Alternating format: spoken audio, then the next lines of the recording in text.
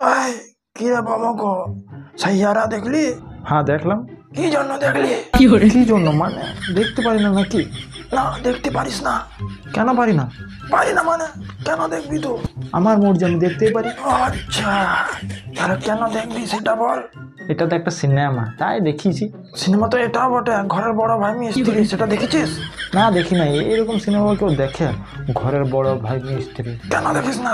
এটাও তো সিনেমা। দেখ, আমি তোকে বুঝাতে পারবো না, না আগে পেরেছি না এখনো পারবোই না, বুঝাতে পারবোই না। ওই জন্যই তো বলছি, তুই যখন ঘরের বড় ভাই মিস্ত্রি দেখিস না, তাহলে সাইয়ারা কেন দেখবি?